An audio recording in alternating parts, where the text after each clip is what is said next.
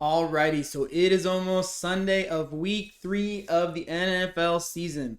For you today, I have my wide receiver tiers and rankings, and without further ado, we're going to hop right into that portion of the video. At number 1, CeeDee Lamb going up against the Bears, highest implied scoring totals on the week, smash.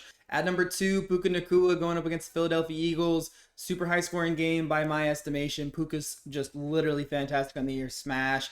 At number 3, I have Malik Neighbors. Giants are going up against the Chiefs this week. Giants defense is horrible, so I anticipate the Chiefs are going to score a lot of points. So the Giants are going to score a lot of points. Malik Neighbors looks great. Smash. At number 4, I have Amon-Ra St. Brown going up against the Baltimore Ravens.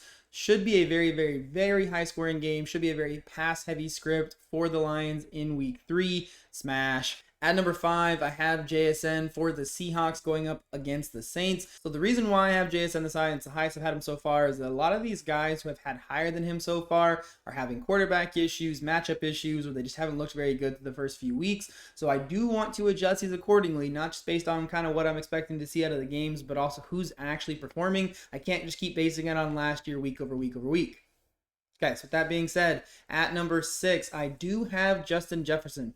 Probably a little bit higher than some people out there will have him this week. He'll still be a wide receiver 1, probably in everybody's rankings. For me, I do have a sneaking suspicion that Carson Wentz is actually going to look halfway decent in week 3. Not saying he's going to be fantastic, but it seems like when we have backup quarterbacks, they're like, okay, this is the wide receiver 1, and everybody else, can kind of fade into the wayside. He will probably get the most targets out of the first 3 weeks in week 3 from Carson Wentz, which is kind of depressing, but I think he's going to be in store for a good week in week 3. At wide receiver 7, I have Nico Collins. The Houston Texans are going up against the Jacksonville Jaguars. In the last handful of meetings, not only has CJ Stroud looked good to great, but also Nico Collins has popped off against Jacksonville. It is a hard thing for me to rank Nico Collins fairly. The biggest reason why he should be getting a lot more targets than he's getting right now, and you can say, oh, he's the number 1 target on the team. I don't care.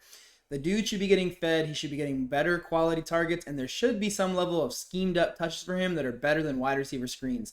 The new offensive coordinator for the Texans, Nick Caley, has to do better. He has to get Nico Collins more involved. If it doesn't look any better in week 3, it is going to make me a little cautious ranking Nico this high going forward. At wide receiver 8, I do have Jamar Chase. Jake Browning actually wasn't that bad in 2023. I want to say he averaged like 19 PPR points per game after his first 2 weeks. The biggest question mark is, can he step up and kind of do what we saw Cooper Rush do last year for CeeDee Lamb? If Jake Browning can do that and support 18 to 20 points per game for Jamar Chase, then he's still going to be viable as a wide receiver 1 in fantasy football. And it may not be like that high of performance for Jake Browning or for Jamar Chase in week 3, only because of the Vikings defense and Brian Flores, but hopefully by week 4 he has it completely figured out and is kind of humming a little bit. But it also wouldn't shock me if he comes out in week 3, there's not a lot of tape on him and he looks pretty well. At wide receiver 9, and I'm kind of taking my shot on this one, it is Tedero McMillan. The Panthers this week are playing against the Falcons. It probably won't be the highest of scoring games because of the fact that you're going to be able to see Bijan Robinson and Tyler Algier run all over the Panthers. But AJ Terrell is not going to play. The number 1 corner is not playing. Their defense is a little banged up for the Falcons. Ted McMillan has silently been producing for the first couple of weeks.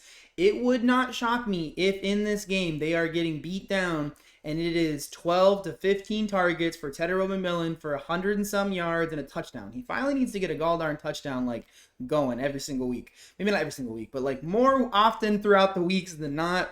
I'm hopeful that his red zone target share will increase. I want to say right now it's around 12%, so it's not very high. We need that number to go up. He needs more targets in the red zone. I don't care about the coverage. Bryce Young has to be more confident in throwing him those 50-50 balls. He can go up. He can make crazy circus catches. He is an elite guy. I'm super high on Tet this week. I feel like this is the week we're going to see it, and if I'm wrong, then I'm wrong. You're still going to want to start him no matter what, but I have him this high because I think this is a breakout week for Tet. At wide receiver 10, I have Rome Odunze. The Chicago Bears, Dallas Cowboys, highest implied scoring totals coming into this weekend. The biggest thing in Rome Odunze's favor is he's kind of emerging as the wide receiver 1 for this football team. He's attached to Ben Johnson. He's attached to Caleb Williams, who has the talent. Just depends on how well he wants to play week over week over week. But so far through 2 weeks, he's looked pretty good. If it's going to continue with the same usage, targets, touchdown equity, Rome Odunze is a smash pick this week. And again, the implied scoring totals is absolutely insane. Cowboys secondary has not played very well. We just saw them get torched by Malik Neighbors and Wan'Dale Robinson, of all people, which is funny to me. in week 2. I think it's going to be a situation where Rome Odunze pops off in week 3, and he's somebody you should feel absolutely comfortable about starting this coming Sunday. It is Drake London. Week 1, we saw him get 15 targets. Week 2, they just ran the ball the whole game.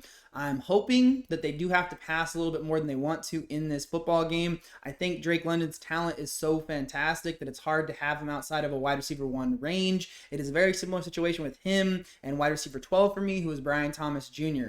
They both kind of underwhelmed so far, but the targets are there. Their quarterbacks are not absolute garbage. They have good offensive schemes and units. It will end up picking up as the weeks go along. At wide receiver 13, I have Zay Flowers. The dude's been smashing. I feel like eventually the wheels are going to fall off. The shoe's going to fall off the other foot.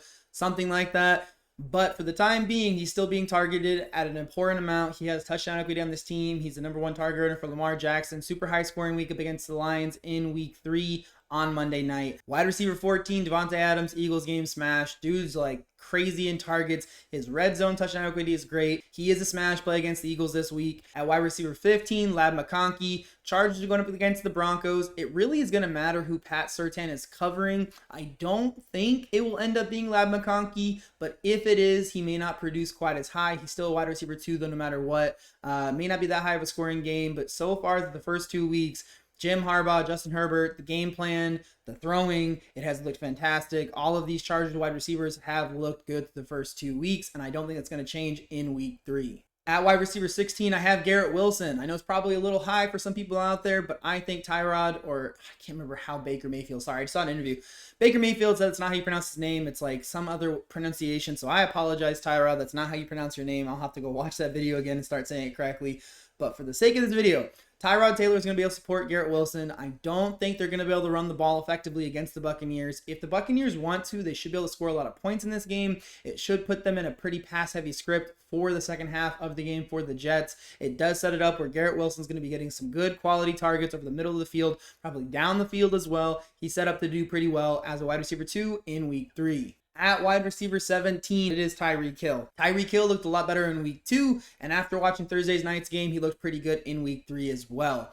Tua is going to be the biggest limiting factor for this team, not only with his ability, but also with his concussions as well. The reason why I had him ranked this high was I figured that the Bills game was going to either be a very competitive game or the Bills were just going to beat the brakes off of them and they were going to have to be throwing the ball a lot in the second half. He did look pretty good, still has the juice, still has the speed. It's more of the attitude and all the other stuff going on in his personal life. Hopefully going forward, because of, again, where he was drafted, he can end up being more of a wide receiver 2 option for you. Based on where he scored in the PPR format, he'll probably fall around the middle, kind of like where I have him, of a wide receiver 2 range. Just depends on how explosive the other people look throughout the week. At wide receiver 18, I have George Pickens. He is part of this Chicago Bears Dallas Cowboys game. I do have him bump back up after a week 1 and week 2 performance that didn't look that fantastic. He did get a lot of targets in week 2. There was a lot of holding calls, pass interference calls against him. Hopefully he can convert some of those, even if those penalties are thrown, into catches and get another touchdown this week. It's supposed to be a super high scoring game. George Pickens is the number 2 option behind CeeDee Lamb. If they're doubling CeeDee or doing anything crazy like that, it should set up George Pickens down the field to make some big catches, have quite a few yards this week in week 3. At wide receiver 19, I have Mike Evans. He is going up against the Jets this week. The Jets may not be able to score quite as effectively, even with Justin Fields not out there. It does set it up where they might not have to score quite as many points for the Tampa Bay Buccaneers. And Emeka Egbuka looks like he is going to play in this game, but I'm not sure if he's going to be at 100% efficiency. If that ends up being the case, Mike Evans is going to have one of those elite games, because he's going to have to be the number 1 target earner, pass catcher, receptions, everything. He's going to have to just be like the guy in week 3. At wide receiver 20, I do have Jacoby Myers. I am anticipating that Geno Smith will look better in week 3. Commanders defense really isn't that good, kind of like we saw last year. It's not horrible, but it's not great. Jacoby should bounce back this week. He is going to be the number 1 target earner on this team behind Brock Bowers. It probably won't be a super high scoring game, but the run offense so far for the Raiders hasn't looked good. I am hoping that this is the week that Jacoby Myers locks in as more of a middling wide receiver 2 for you and somebody that you should feel pretty comfortable about starting against the Washington Commanders. At wide receiver 21, I do have A.J. Brown. It's not an A.J. Brown problem. This is a Philadelphia Eagles scheme problem, the scoring problem for them through the air. It just has not been good passing the football for Jalen Hurts because they're not asking him to pass the football. A.J. Brown is not being utilized, but I do feel like this week it is going to be a high-scoring contest and that you're going to see Jalen Hurts having to throw the football this week. It should set it up where A.J. Brown is more of a true wide receiver 2 this week versus wide receiver 70 and 50 and just way down there on the list. At wide receiver 22, I do have Courtland Sutton. It was a weird week for Courtland Sutton in week 2. Troy Franklin got a lot of schemed up touches, a lot of targets. I wasn't a big fan of it. I'm not going to lie. Courtland Sutton is a bigger talent than Troy Franklin. This should not even be a conversation or a debate, even though I've heard it debated out there in the social media spaces. Bo Nix, Courtland Sutton should get on the same page in week 3. If Justin Herbert comes out there throwing the football all over the place and is able to score points, they are going to have to get the ball to Courtland Sutton down the field. I do think he's going to bounce back in week 3 and pop off and be a more fringy wide receiver 2 for you. At wide receiver 23, I do have DJ Moore. Again, somebody who's probably ranked a little bit higher, so I will explain why. It is a high implied scoring total between the Bears and the Cowboys in week 3. I think he's going to get more involved. Ben Johnson is going to see we're 0-2. We got to get the ball to all these different players. Rome Odunze may be the number 1 target earner on this team in week 3, but DJ Moore is set up to get a decent amount of targets, decent amount of touches. He's also somebody who has a decent amount of touchdown equity in week 3 because of how high scoring this game has the potential to be this coming Sunday. At wide receiver 24, I do have Emeka Egbuka. The reason why I have him lower like this is only because of the injury. I don't know how effective he is going to be. I don't know if he'll be 100% healthy, and I'm not 100% certain if he's going to end up starting this week. If he does end up playing, I feel comfortable having him here as more of like a bottom of the barrel wide receiver 2. He has looked very good through the first couple of weeks. Anybody who's drafted him is obviously going to be very happy with the production and touchdown equity he has on this team so far. It should set him up where if he does play, if he's not hobbled, if he's good to go, he should finish more as a wide receiver 2 fringy guy for you and should be somebody you should be pretty confident about starting in week 3. At wide receiver 25, it is Keenan Allen, the old man who will never leave.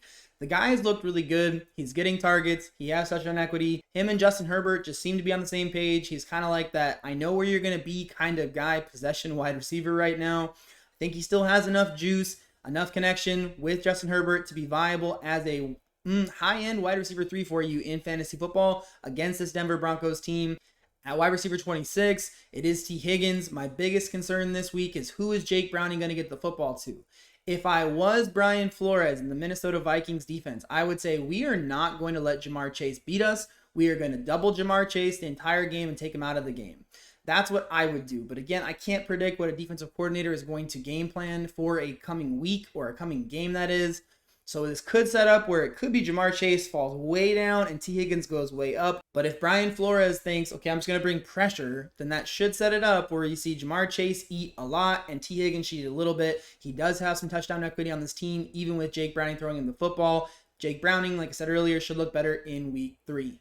At wide receiver 27, I do have DK Metcalf. So far, Pittsburgh Steelers offense looked really great in week 1, not too great in week 2. Hopefully in week 3 they can bounce back a little bit. If Christian Gonzalez does play, you should bump DK Metcalf down farther in my rankings. I don't think he's going to play this week, so he's not going to have that corner following him on a one-on-one matchup. So it should set up DK where he's still the number 1 passing option for Aaron Rodgers. And I would hope that going into week 3, Aaron Rodgers' connection with DK Metcalf is only improving and he's getting quality targets as a wide receiver 1 for this Pittsburgh Steelers team. At wide receiver 28, I do have Terry McLaurin.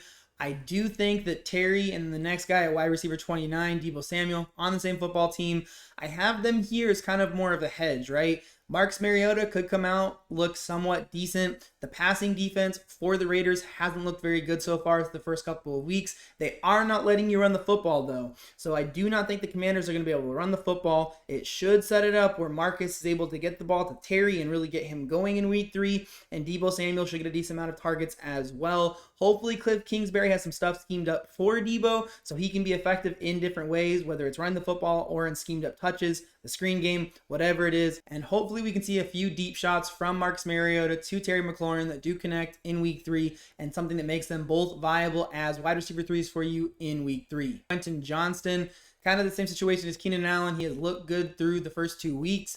My biggest concern, again, is who is Pat Surtain going to cover? If he ends up covering QJ, it could be a spot where he falls down dramatically in these rankings. If he bounces around from receiver to receiver, it'll probably be just fine for QJ. He has looked explosive. He has caught the football. I have him safely as a wide receiver 3 for this coming week. At wide receiver 31, I do have Marvin Harrison Jr. Week 1 looked good. Week 2, not so much. Week 3, hopefully it looks a little bit better. This secondary for the 49ers has not looked that great the first couple of weeks. This should be a matchup that Kyler Murray is able to exploit through the air, not only for Marvin Harrison Jr., but also for Trey McBride. Hopefully he can get it going a little bit more in week 3. It should be a decent week for Marvin Harrison Jr. It really wouldn't surprise me if he ends up being more of a fringe wide receiver 2, high-end wide receiver 3. But because of what we've seen through the first 2 weeks in the conglomerate, I do have him here as a middling wide receiver 3 for you in week 3. At wide receiver 32, I do have Jerry Jeudy. The targets are there. Joe Flacco hasn't looked too bad through the first couple of weeks. I'm just concerned with what Jerry Jeudy is doing with those targets and how effectively Joe Flacco is getting him the football on a consistent basis. Jerry has been pretty open to the first couple of weeks. I am hoping that Kevin Stefanski makes it more like first read targets for Jerry Jeudy going into this week. Hopefully against this Packers secondary, who's looked pretty good, he can get it going.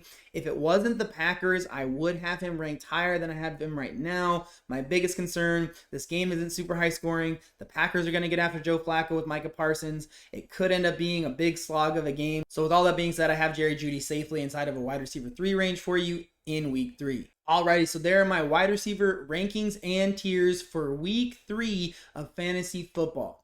Hopefully this video helps you get just a little bit closer to winning your fantasy football championship in 2025. And if you guys are looking for running back rankings and tiers, I will have that video down here somewhere below. Definitely something that I think is worth checking out if you're not sure about who you're wanting to start, or if you're not feeling confident about who you're starting in week 3. Hopefully I'll see you guys again. No, hopefully you guys will see me again real soon. And until then, y'all have a blessed day.